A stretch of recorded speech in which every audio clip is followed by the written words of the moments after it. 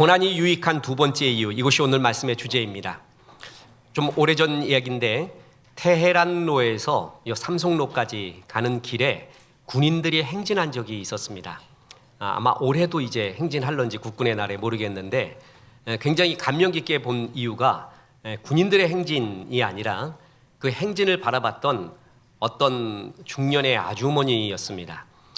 그 아주머니 잊혀지지가 않는데 그 행진하는 군인들을 보더니 막 미친 듯이 박수를 치는 거예요. 막 울기까지 하면서. 그래서 저분이 좀 실성하셨는가, 왜 저러는가, 지금도 왜 그랬는지 모르겠습니다. 근데 박수를 치고 막 환호를 하고.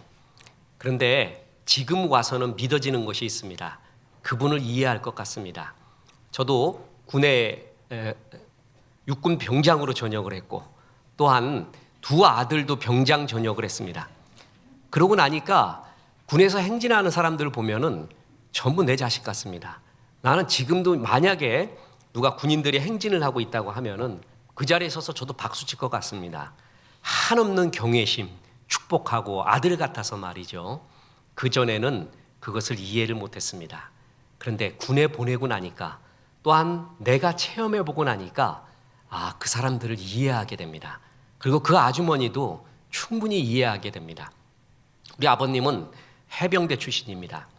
아버님하고 참 오랜만에, 극히 드문 일이었는데 같이 시골을 여행을 가게 됐는데 시골 농로를 걷고 있는데 거기에 1개 분대, 그러니까 한 9명 정도 되는 군인들이 완전 군장을 하고 거기서 행군하고 있는 것, 또 이렇게 도보로 뛰어가고 있는 모습이 있었습니다.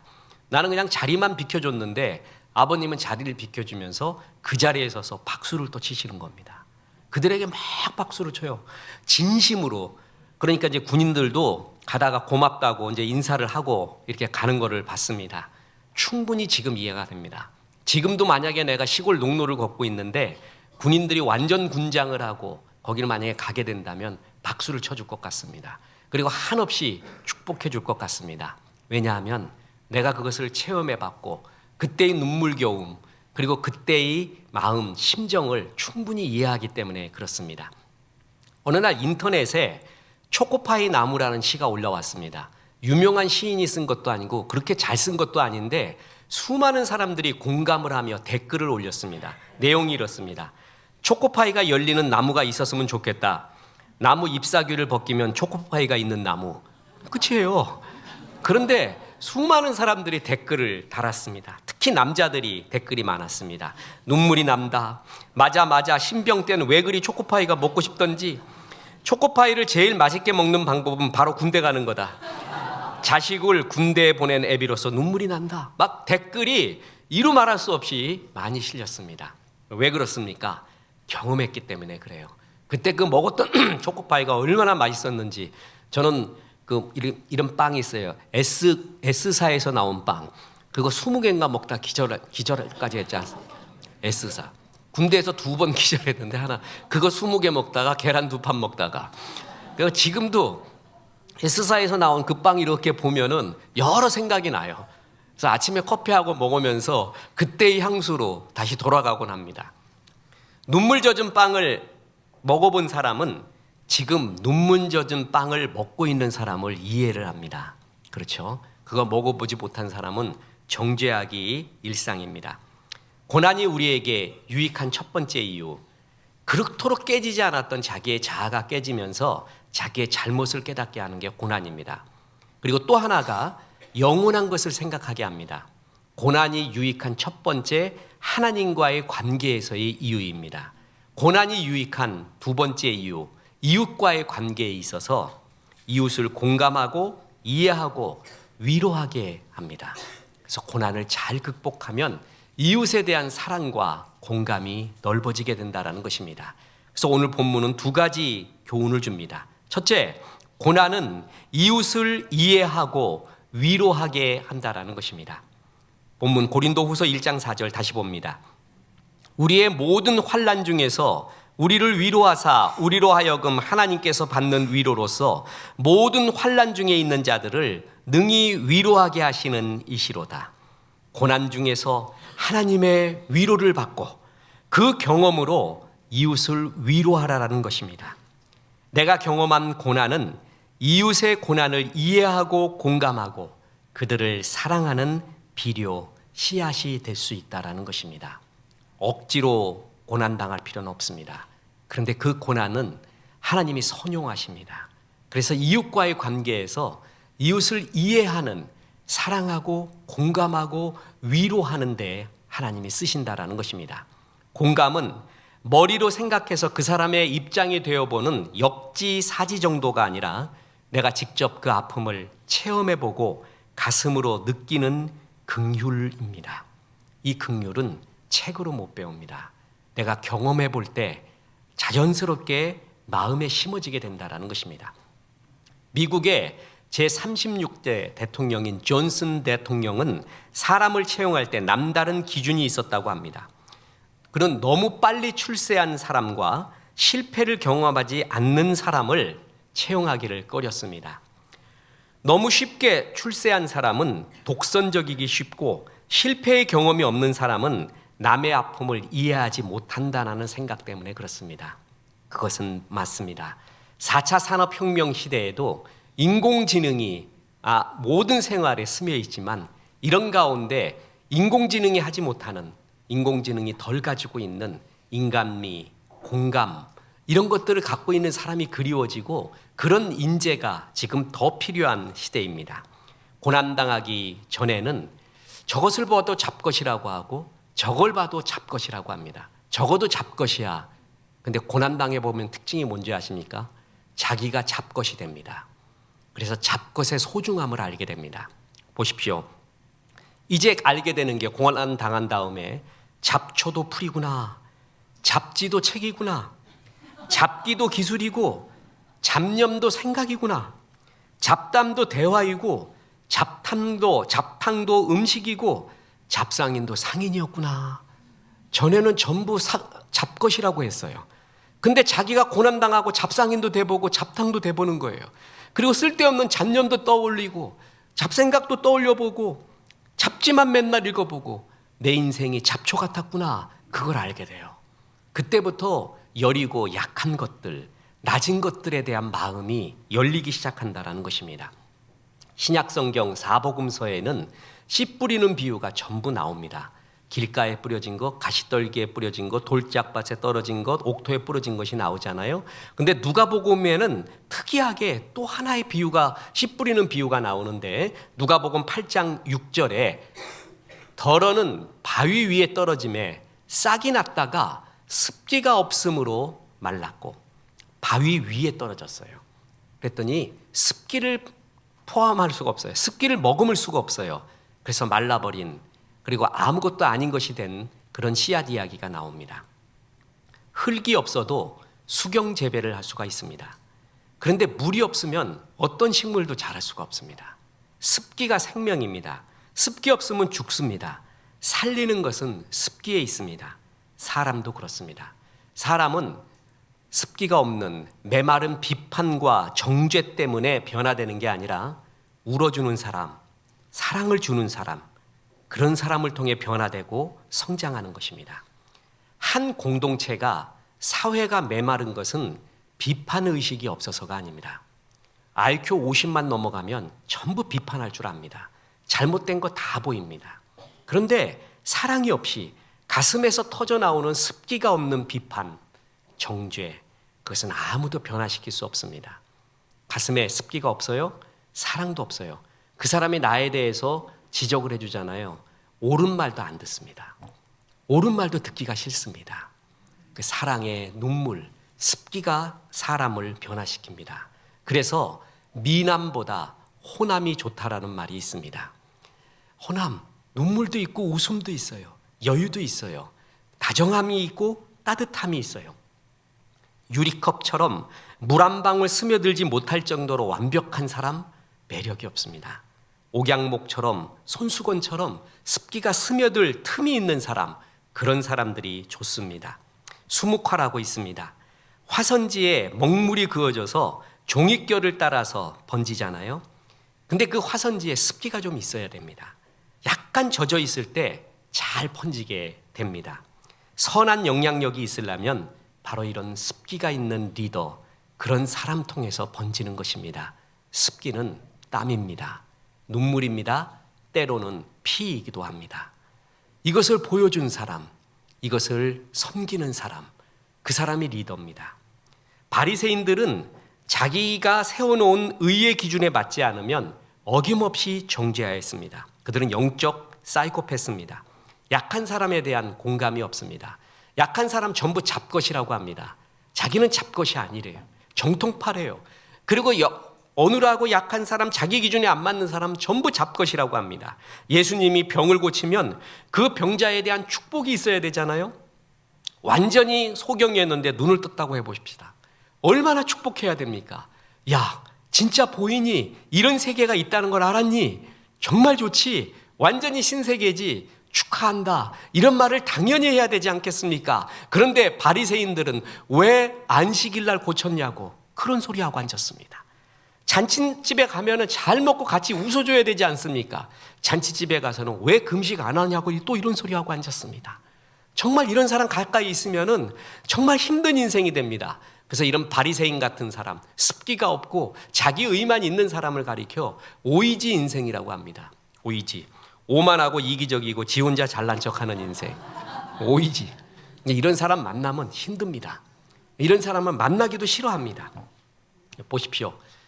시를 읽는다고 하면은 다들 어려워해서 잘 안 읽는데 제가 확신하건대 지금 이 시를 읽어주면 조금 더 읽어주세요 라고 확신하는 시가 있습니다. 내 착각인지도 모르지만 제목이 뭐냐 하면은 사랑인 줄 알았는데 부정맥입니다. 가슴이 떨려서 사랑인 줄 알았더니 알고 보니 부정맥이었대요. 이 할아버지 할머니들이 쓴 시인데 한번 들어보십시오. 정년이다.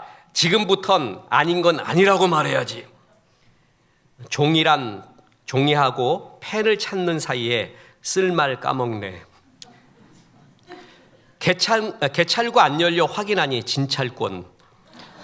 손가락 하나로 스마트폰과 나를 부리는 아내. 쓰는 돈이 술값에서 약값으로 변하는 나이. 내용보다 글자 크기로 고르는 책. 손을 잡는다. 옛날에는 데이트, 지금은 부축. 우리 마누라 한때는 요정, 지금은 요괴. 이봐 할멈, 입고 있는 팬티 내 것일세. 이해가 가죠? 더 듣고 싶죠, 여러분? 하나도 어려운 거 없죠? 그래서 더 하려고 합니다. 동창회 식후에는 약 설명회. 자기소개, 취미와 지병을 하나씩 말한다. 안약을 넣는데 나도 모르게 입을 벌린다. 비상금 둔 곳 까먹어서 아내에게 묻는다. 그리고 제가 제일 공감하는 게 이겁니다. 이름이 생각이 안 나. 이거 저거 그거로 다 볼일 다 본다. 우리 집이 그렇습니다. 지금 그거 있잖아. 그거 거기에 그거 있었지. 그거 이래도 다 통해요. 이 대명사로 통하는 집 대단한 겁니다.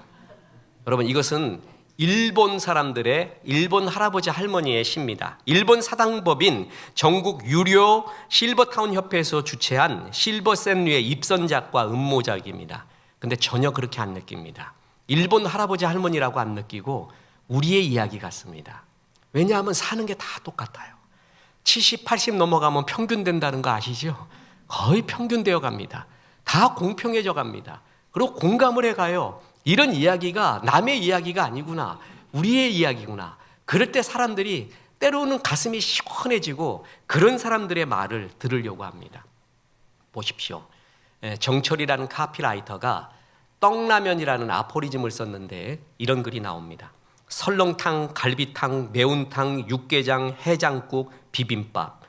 괜찮은 밥 한 끼는 다 세 글자로 된 이름을 갖고 있다. 어떻게든 괜찮은 한 끼처럼 보이려는 라면의 눈물겨운 노력, 떡라면. 괜찮은 밥은 전부 세 글자래. 근데 라면은 두 글자예요. 내가 어떻게든 괜찮은 한 끼 돼보자. 그래서 떡라면이라고 붙었다는 거 아닙니까? 떡을 넣었다는 거 아닙니까? 이게 우리 모습 같아요. 다 괜찮은 사람들이에요. 근데 나만 두 글자 라면 같아요. 그래서 때로는 떡이라도 넣어가지고 저놈들하고 같이 경쟁이라도 해봐야지. 나도 저 반열에 오르고 싶어. 이런 마음이 우리에게 다 있는 인생의 이야기 같잖아요. 저는 시 중에서도 글 중에도 이런 것이 참 좋습니다. 아주 난해한 주짓이, 난해한 이야기보다 우리 생활의 철학, 아픔이 있으나 유머가 있는 거, 이런 것들이 참 좋아져요. 왜냐하면 이것이 그렇게 우리에게 공감을 주고 있습니다. 더 듣고 싶습니다. 더 이야기를 하고 싶습니다. 생에 쓰고 맵고 어려운 힘든 인생살이가 녹아있는 소리, 그런 소리를 그늘이 있는 소리라고 합니다. 그늘이 있는 노래, 그리고 그늘이 있는 설교, 그늘이 있는 말, 그것이 좋습니다. 이것이 없고 아무것도 모르면 그냥 생감자 씹는 것 같습니다. 그냥 멋진 말 하는 것 같은데 은혜도 안 됩니다. 우리가 고난 속에서 고난을 잘 견디고 난 다음에 하나님이 그늘을 이해하게 합니다. 인생의 아픔들을, 이웃의 아픔을 위로하고 공감하게 만듭니다. 아픔을 일부러 겪을 수는 없습니다. 그러나 겪고 난 아픔은 이웃을 이해하는 비료로 하나님이 선용하신다라는 것입니다. 빈만 계속되면 사막이 됩니다. 겨울이 없는 열대나무는 나이테가 없습니다. 맛이 없다는 거죠.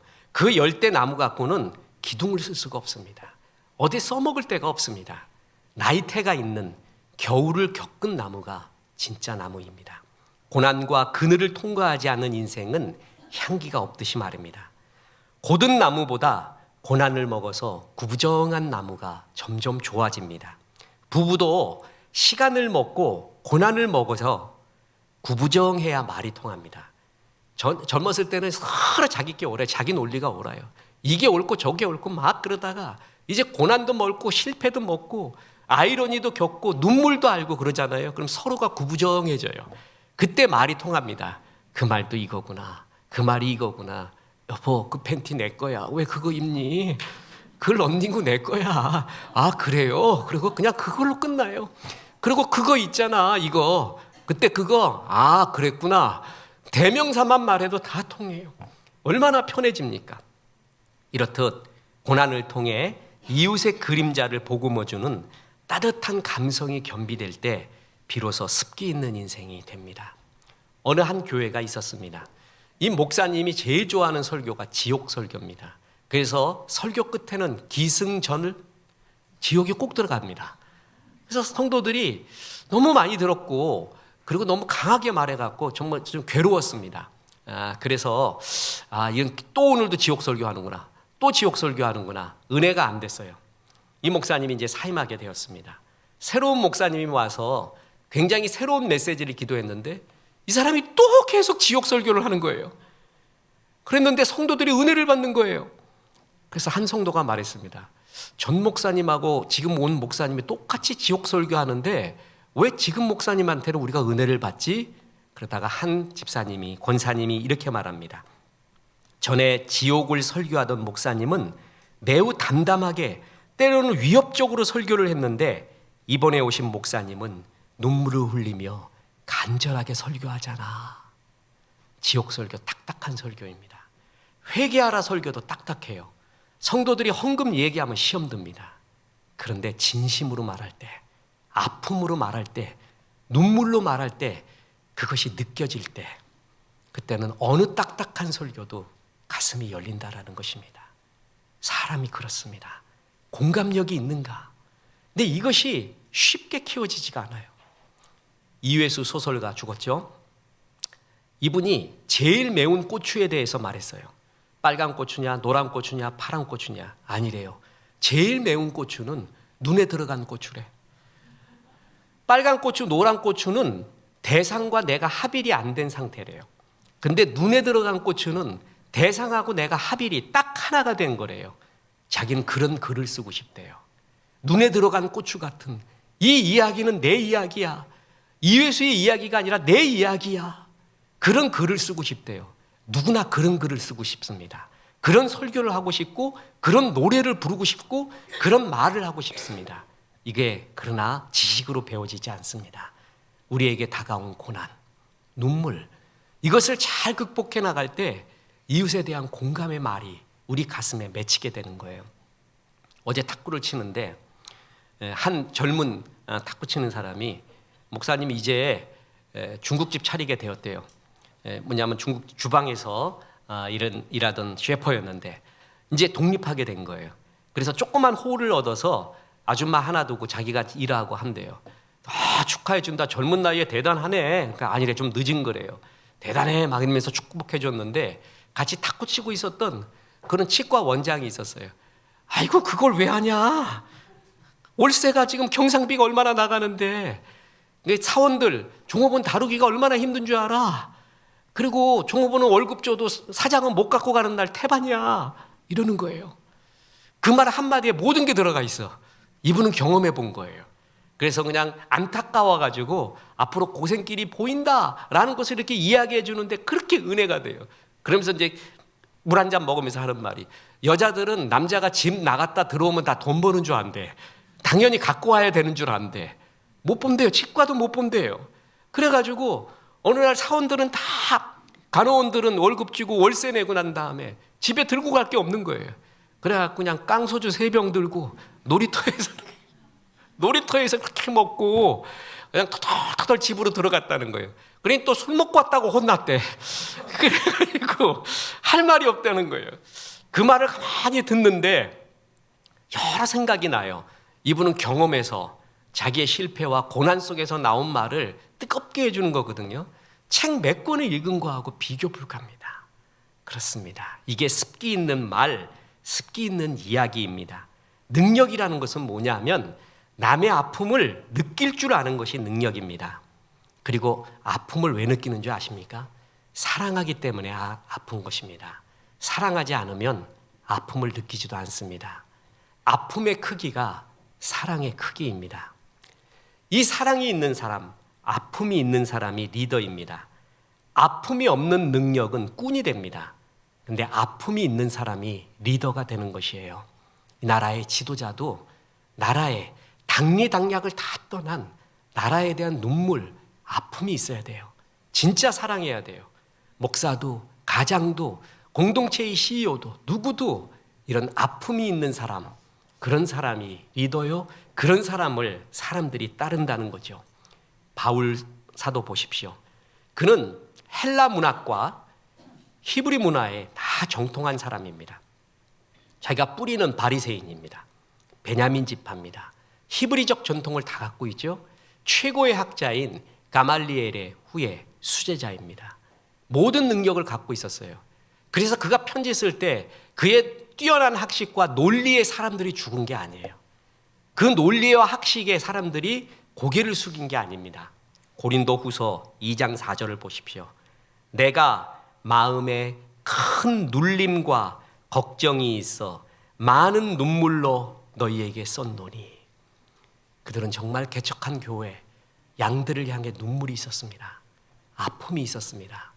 그래서 눈물로 편지를 썼대요. 그게 바울 서신이에요. 그래서 사람들이 가슴이 열리는 것입니다.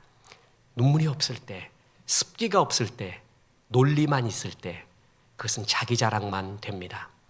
마틴 로이드 존스 목사님이 설교에 대해서 이야기할 때 Logic on Fire, Fire on Logic이라고 했습니다. 저는 설교에 대한 최고의 정의라고 생각을 합니다. Fire on Logic, Logic on Fire 똑같은 말이에요. 설교에는 로직, 논리가 있어야 된다는 거예요. 아무 말이나 하지 말고 성경 본문이 뭘 말하고 있는가를 정확하게 문법적으로 분석을 해서 그 의미를 전해주는 논리가 있어야 된다. 논리만 있어서는 안 된대요. Fire, Logic on Fire, 불이 있어야 된다라는 거예요.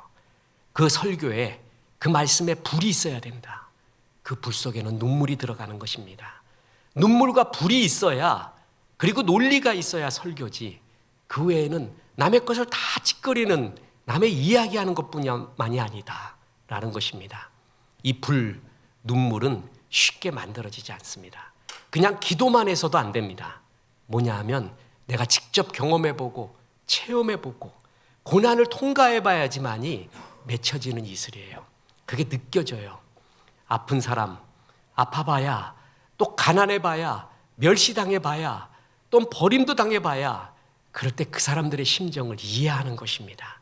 그래서 하나님이 우리에게 이러한 고난을 허락하신, 그리고 이 고난을 당했을 때 하나님께서 이것을 선용하셔서 이웃을 향한 사랑의 마음, 위로의 마음으로 우리에게 주시는 것입니다.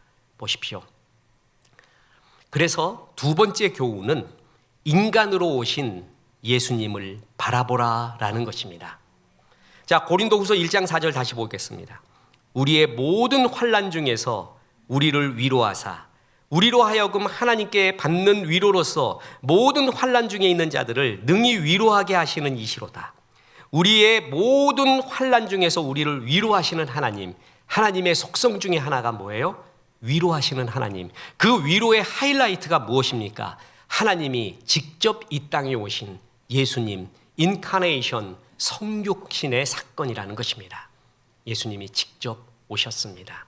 전 어느 종교도 하나님이 직접 와서 인간이 되셔서 같이 울고 웃으시고 고통당하신 것은 없습니다. 하나님이 우리를 위로하시기 위하여 예수님이 되어 직접 오셨습니다. 근데 그 예수님의 모습을 이야기할 때 이사야 53장 3절에서 이렇게 말합니다. 그는 멸시를 받아 사람들에게 버림받았으며 간고를 많이 겪었으며 질고를 하는 자라. 마치 사람들이 그에게서 얼굴을 가리는 것 같이 멸시를 당하였고 우리도 그를 귀히 여기지 아니하였도다.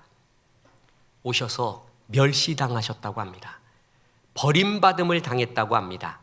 간고와 질고를 알고 사람들이 그에게서 얼굴을 가리는 것 같은 취급을 당했다고 합니다. 사람들이 그에게서 얼굴을 돌려요. 문둥병자 같이 취급당했다라는 것입니다. 특히 그는 간고와 질고를 안다 그랬죠. 간고는 마크 오브, 육체적인 그리고 정신적인 고통과 슬픔을 말합니다. 그리고 질고라는 말, 홀리라는 말은 실제 육체적인 병을 의미합니다. 그래서 많은 구약학자들이, 그리고 저도 동의합니다. 주님은 질고를 아는 자라, 육신의 병을 아는 자라, 그 병명을 안다라는 것이 아니라 실제로 병이 있었다라는 것입니다. 인간으로 오신 예수님이에요. 100% 인간이었어요. 100% 하나님이었고 100% 인간이기 때문에 인간의 나약함으로 겪을 수 있었던 병고, 그걸 알았대요. 겪으셨대요. 뿐만 아니라 인간으로 와서 우리가 겪고 있는 육체적인 정신적인 고통, 슬픔을 겪으셨다는 거예요. 그게 간고예요. 저는 예수님이 이래서 좋습니다. 나를 정말 이해하시는구나. 저분만큼은 나를 정말 이해하시는구나. 그분이 왜 이런 고난을 당하셨습니까? 보십시오. 히브리서 4장 15절에 우리에게 있는 대제사장은 우리의 연약함을 동정하지 못하실 이가 아니요 모든 일에 우리와 똑같이 시험을 받으신 이로되 죄는 없으시니라. 그러므로 우리는 긍휼하심을 받고 때를 따라 돕는 은혜를 얻기 위하여 은혜의 보좌 앞에 담대히 나아갈 것이니라. 그는 우리의 연약함을, 아픔을 공감하지 않는 분이 아니라 공감하신다는 거예요. 몸으로 체휼하셨다라는 것이에요. 그래서 이렇게 말하는 겁니다. 네가 어떤 경우에 당해 있던 간에, 육신적, 정신적 어떤 경우에 당해 있던 간에 은혜의 보좌 앞에 나와라. 내가 때를 따라 돕는 은혜, 네가 어떤 경우를 당하더라도 줄 수 있는 은혜가 있다. 그 이유가 뭐예요? 본인이 다 겪으셨다는 거예요. 이해한다는 거예요. 그래서 어느 때를 만나든 주님께서 위로해 줄 수 있으니 은혜의 보좌 앞에 담대히 나오라라고 이야기하고 있습니다. 전 이래서 정말 좋습니다. 존경하는 선배 목사이자 원로 목사인 엘 목사님이 처음에 불교를 다녔습니다. 불교 회장까지 하셨나 아마 그랬을 겁니다. 정말 젊은 날 깊은 아픔을 겪고 그 괴로움에 견디지 못했습니다. 붓다를 바라보는데 그 붓다가 자기를 이해하지 못하는 것 같더래요. 쳐다보고 있는데 자기하고 너무 다르더래요. 근데 어느 날 교회를 가봤는데 예수님이 십자가에 달리신 모습이 보였대요.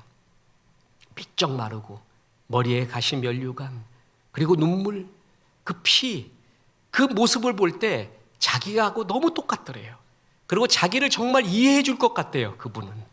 그래서 그가 하나님께로 돌아온 그러한 계기 중에 하나가 되었습니다. 예수님은 다 겪어봤대요. 그냥 논리로 아는 게 아니라 간고도 알고 질고, 육신의 질병이 뭔지도, 정신적 아픔이 뭔지도 그는 겪으셨대요. 멸시도 당해봤대요. 버림당함도 당해봤고, 사람들이 나를 외면하는, 패싱해버리면 투명인과 같은 취급도 당하시는 거예요. 그래서 너의 아픔을 이해한다. 나에게로 와라. 수고하고 무거운 짐진 자야, 누구든 나에게로 와라. 내가 때를 따라 돕는 은혜를 너희에게 줄 수 있다. 주님이 그렇게 말하고 있는 겁니다. 저는 예수님이 그래서 이 땅에 오셔서 하신 사역 중에서 마태복음 4장 23절의 사역이 전 그렇게 좋습니다. 보십시오. 예수께서 온 갈릴리에 두루 다니사 그들의 회당에서 가르치시며 천국 복음을 전파하시며 백성 중에 모든 병과 모든 약한 것을 고치시니, 이 약한 것, 병 고치는 건 이해가 되죠? 그런데 약한 것을 고쳤대요. 이 약한 것이라는 것은 뭐냐면 우리의 죄성과 죄의 결과, 우리 공동체, 사회의 죄의 결과 나오는 우리의 약해져 있는 것들을 말합니다. 원어에 보면 말라키안으로서 약한 것이 아니라 약한 것들이에요. 약한 것들. 우리들은 저를 비롯해서 여러분 모든 사람 예외 없이 약한 것들이 있습니다. 이 단어만 말하면 눈물이 나오는 약한 것들이 우리에게 있습니다. 그렇죠? 어떤 사람은 어머니예요. 어떤 사람은 아버지고요. 어떤 사람은 자식이에요. 어떤 사람은 건강이에요. 이 이야기를 하면은 갑자기 이슬이 맺혀요. 그게 우리 속에 있는 약한 것들입니다. 근데 예수님이 보세요. 병만 고친 게 아니라 모든 약해져 있는 것들, 그걸 고쳤대요.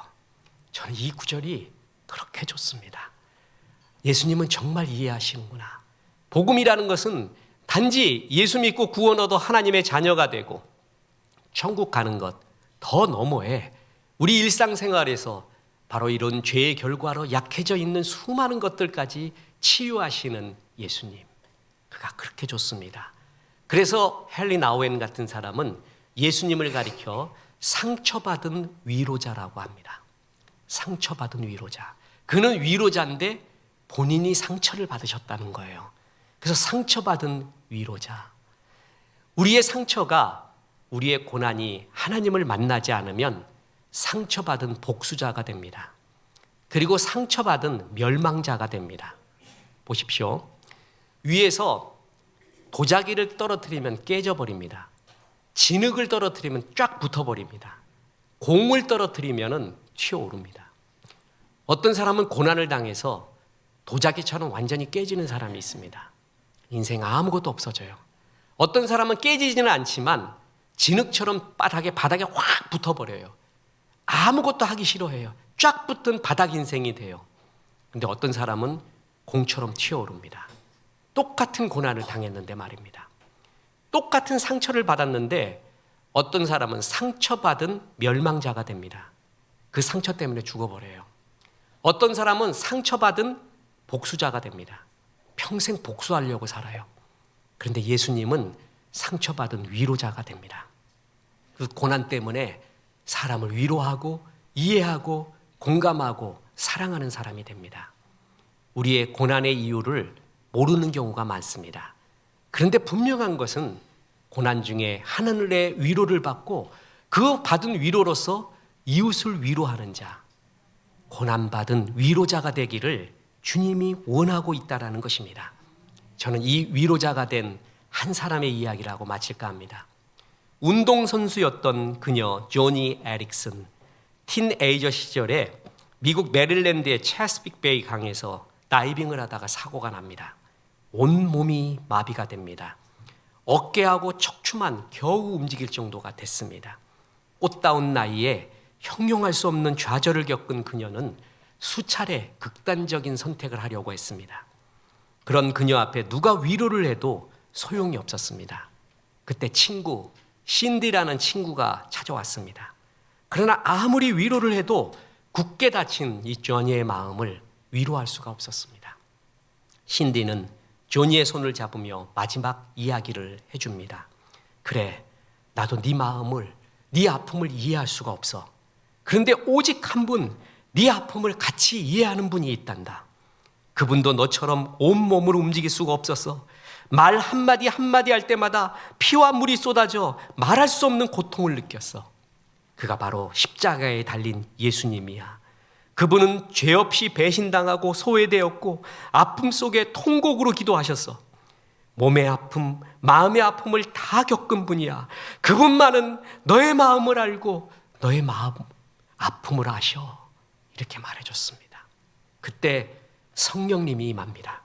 조니의 마음에 하나님이 찾아옵니다. 조니는 한없는 눈물을 흘리며 예수님을 바라보기 시작합니다. 그리고는 이런 기도를 드립니다. 주님, 제가 이런 몸이라도 쓰임받을 수만 있다면 원망하지 않고 찬양하며 살겠습니다. 그때 성령께서 이 조니에게 희망, 예수 믿는 사람에게 하나님이 반드시 주시는 산 소망, 엘피다 조사, 누구에게나 줍니다. 이건 기도하고 바라보면 반드시 있습니다. 반드시 비전을 주십니다. 조니에게 비전을 주기 시작합니다. 네가 입술을 움직일 수 있지 않니? 조니는 그렇지요. 입에다가 펜을 물었습니다. 그리고 그림을 그리기 시작했습니다. 이 그림이 유명하게 알려지자 유명한 볼펜 회사에서 광고 모델을 제안하기에 이르렀습니다. 조니가 이 조건만 허락하면 모델을 하겠습니다 라고 했습니다. 이 회사에서 만드는 모든 볼펜에 PTL이라고 새겨주십시오. Praise the Lord, PTL, 주님을 찬양하라. 이걸 새겨주면 하겠습니다. 그래서 그녀는 이제 하나님 앞에 복음 전도자로 자신과 같은 아픔을 겪은 장애인을 위한 섬김이로 미국 사회에 선한 영향력이 있는 사람으로 하나님 앞에 드리며 살았습니다. 모든 아픔, 우리는 왜 있는지 모르는 경우 정말 많습니다. 해석이 안 되는 아픔 정말 많습니다. 쉽게 해석할 수도 없습니다. 그러나 고난은 하나님께서 유익하게 우리를 선용하십니다. 내 잘못을 깨닫게 해요. 영원한 것, 땅의 것이 아닌 하늘의 것을 바라보게 하는 하나님과의 관계에서의 유익이 있고, 또한 이웃을 사랑하고 이해하고 공감하고 위로하는 데 쓰십니다. 책으로 배울 수 없는 것입니다. 그리고 사색으로도 안 되는 것입니다. 고난을 잘 하나님과 함께 극복하면 이웃에 대해서 이해가 갑니다. 그리고 공감이 갑니다. 보십시오. 어른들이 이런 말 하지 않습니까? 남의 자식 욕하지 말라. 정말 은혜스러운 말입니다. 내 자식도 그렇게 될 줄 모릅니다. 내 자식만 잘 나가면 좀 못난 자식 두고 있는 남의 자식 뭐라 그러고 그 사람한테 왜 그렇게 교육했어? 그러면 안 돼. 이런 소리는 합니다. 근데 내 자식이 아픈 걸 알아요. 내 자식도 실패하고 눈물 흘리는 걸 보면 남의 자식 이해합니다. 그리고 그 자식을 둔 부모도 이해합니다. 이렇게 고난 속에서 은혜를 배워요. 습기를 배우는 것입니다. 그래서 하나님이 쓰시는 종으로 만들어가는 것입니다. 어쩔 수 없이 고난 겪은 분, 예수님을 잘 바라보십시오. 그리고 그 수고하고 무거운 짐을 주님과 더불어 잘 풀어가십시오. 반드시 위로를 주십니다. 그리고 이웃을 위로하고 이해하고 사랑하는 그런 비료로 하나님 쓰시는 것을 잘 보고 넓은 은혜의 사람이 되십시오. 그래서 축복의 통로 되시기를 주 예수의 이름으로 축원합니다. 우리 하나님 말씀 생각하며 찬송합니다. 내 주여 뜻대로.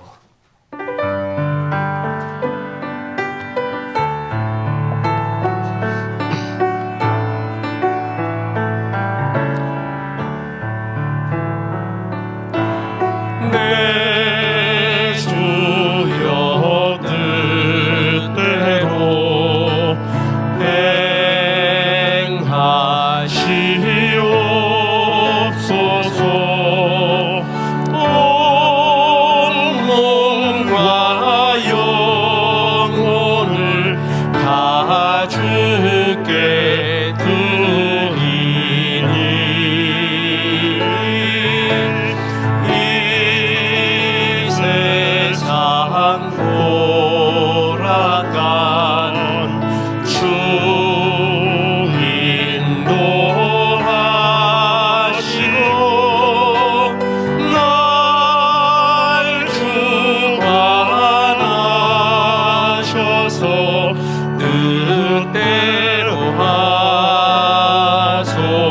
내 주여 뜻대로 2절입니다.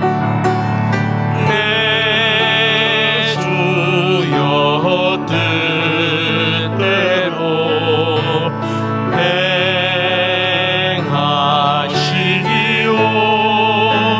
행하시옵소서. 큰 근심 중에도 낙심케 마소서.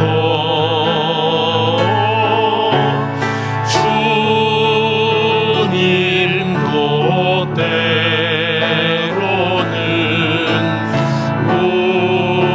울기도 하셨네. 날